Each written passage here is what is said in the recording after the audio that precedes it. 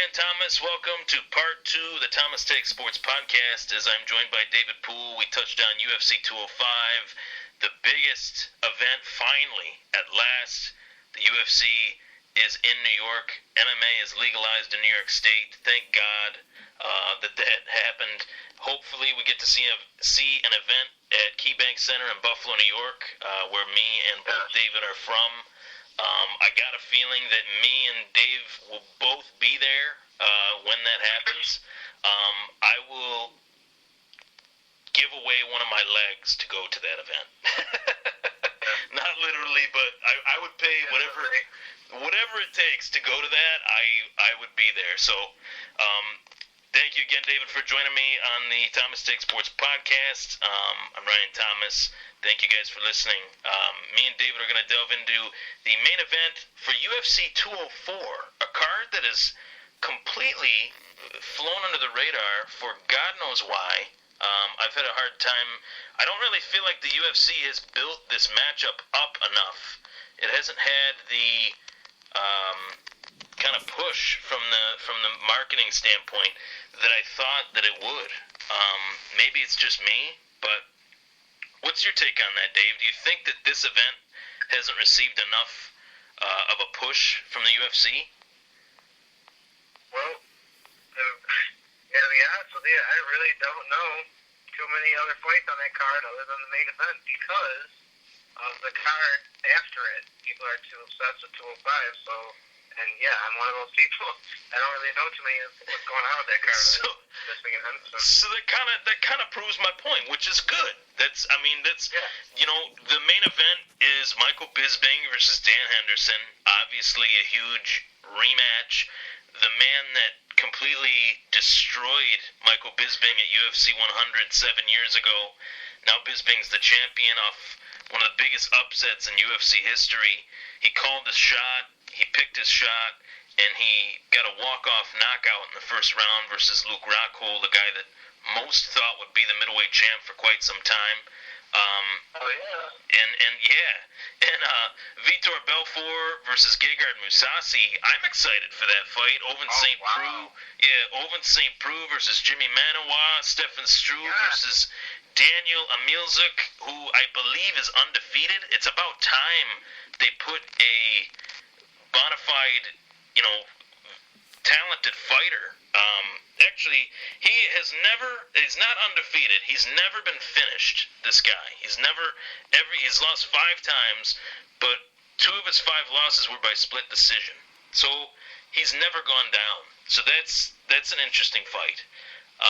What is your take, Dave, on the Bisping versus Henderson rematch? When you first saw that kind of unfurl, I really had thought at UFC 199 that there was a slight chance that this could happen, and I was so thankful that it is happening. What's your take on the fight?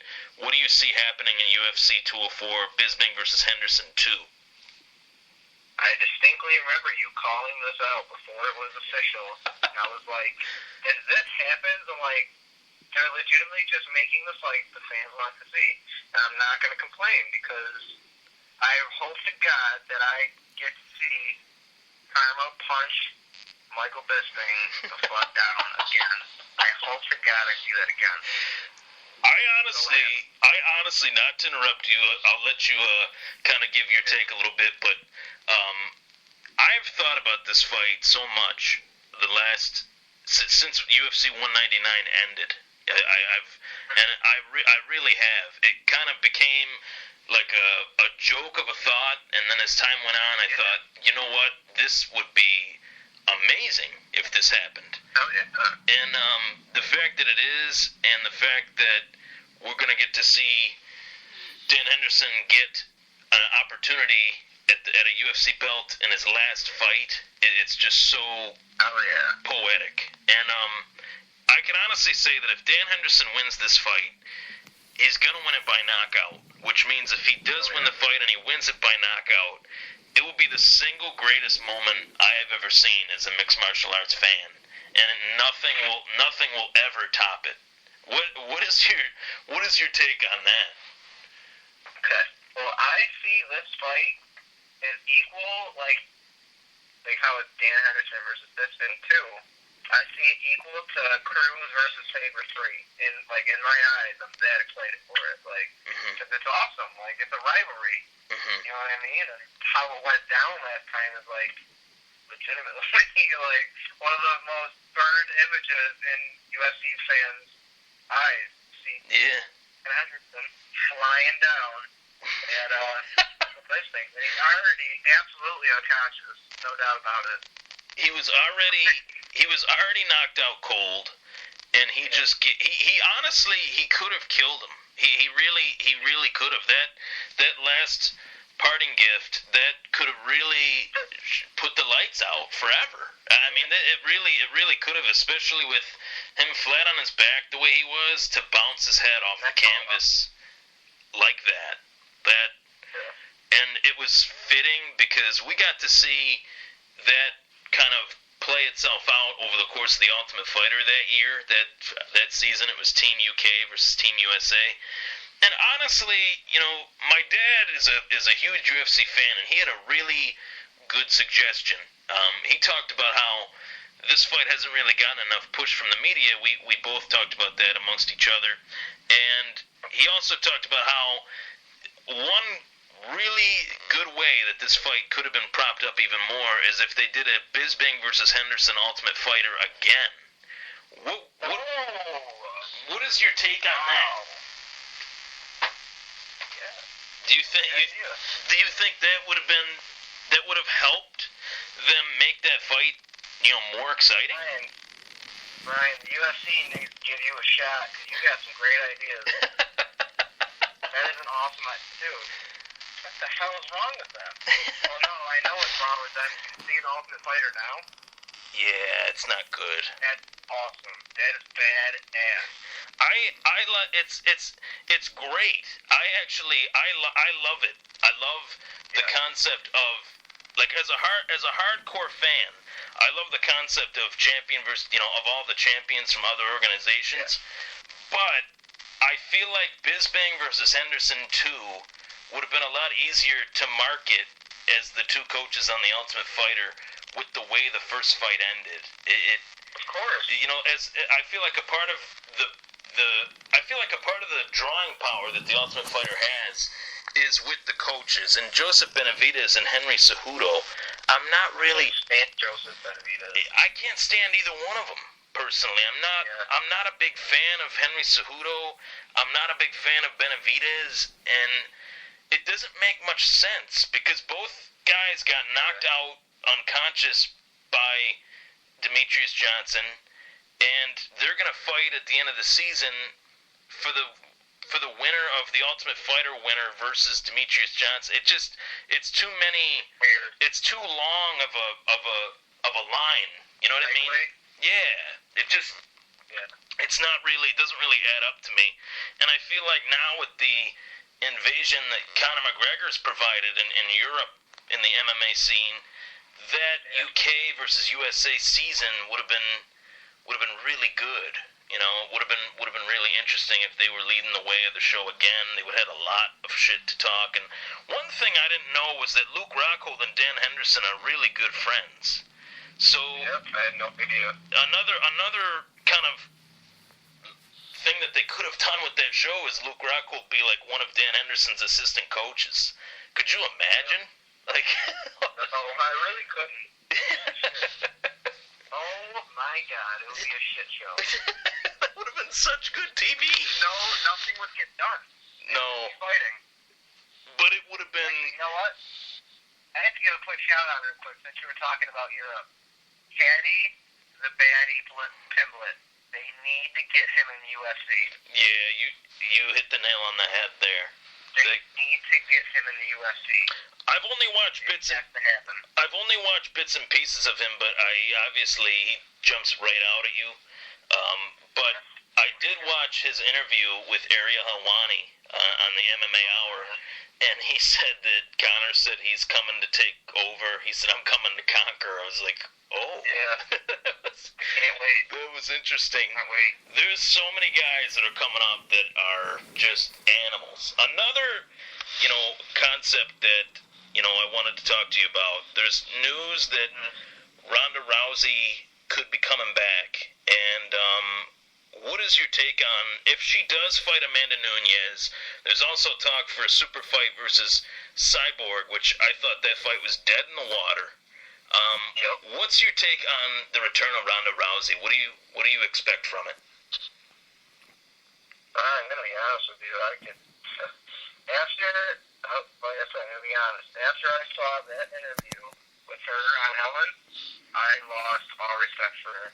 And yeah, but if she comes back and fights Amanda, I don't see it playing in her favor. Because Amanda's great on the ground, but like Ronda's judo is like unparalleled to anyone. But Amanda's great on the ground and great on the stand-up. I don't see it playing in her favor. I feel like, obviously, being that it's mixed martial arts, there's different levels to everybody's game. Yeah. There's things that other people pose that, other fighters do not. And while Holly Holm was able to beat Ronda Rousey on the feet with the combinations in boxing and kickboxing skill that she had, Holly Holm fought Ronda Rousey to counterpunch, to pick her apart. Where Amanda Nunes is a buzzsaw. She's going to come straight forward and blow up your face. And I think that's an even worse matchup for Ronda Rousey. And if Ronda were able to take her down, I've heard that Amanda Nunes is one of the best Brazilian Jiu-Jitsu, not only one of the best Brazilian Jiu-Jitsu females, but in the world. They've talked about her winning Jiu-Jitsu tournaments versus men that are twice her size. So she's way overlooked. Time will show people how bad this girl really is. Mm-hmm. She's bad. Yeah. And what's stone cold. What's one thing too that I've noticed is like her persona outside the cage. She's very like lighthearted and like witty and funny. But then when she fights to hurt people. Like she really comes right after it. She's a bona fide badass. She really is. That fight with Miesha Tate, she punched her in the head like 40 times in a round. Like it just. She beat her nose? Yeah. I've never seen such a thing. I haven't either. From men. I haven't seen that from men fighting, let alone women. That was. The nose was a clown nose. What would be an entertaining fight if we're talking about Amanda Nunes beating Ronda Rousey, which I think would happen. What would be an entertaining fight would be Amanda Nunes versus Cyborg. That's a good fight, but I listened to Joe Rogan on his take on building a division around Cyborg, and I agree. It's a great idea. I wasn't with it. I'm with it. Yeah, and I've anticipated that they would do this, and I'm shocked that they haven't. That's the one thing I'm kind of scratching my head at, because they'd be able to get a full flux of female fighters from Invicta that compete at that weight class. They wouldn't even have to go out and scout anyone. There's already a division in another organization that they own, where they'd just be able to import, just like they did with the WEC and just like they did with Strikeforce, with the fighters that came over from those, and with Pride obviously too. I don't get it. I feel like they don't want to market Cyborg, but they know that people want to see her fight, so she's in the UFC. She's on the biggest stage. Yeah. I really. Do you think she's just hard to work with? What's that? I wonder what it is. Do you think she's just hard to work with? I think it's because of her physical body. Like her weight cut? Yeah, not her weight cut, the way she looks as a woman. They don't. No, seriously, not the fact that she isn't like Ronda Rousey. The way she is, she has had problems with steroids in the past. She's been busted several times. Oh. Yeah.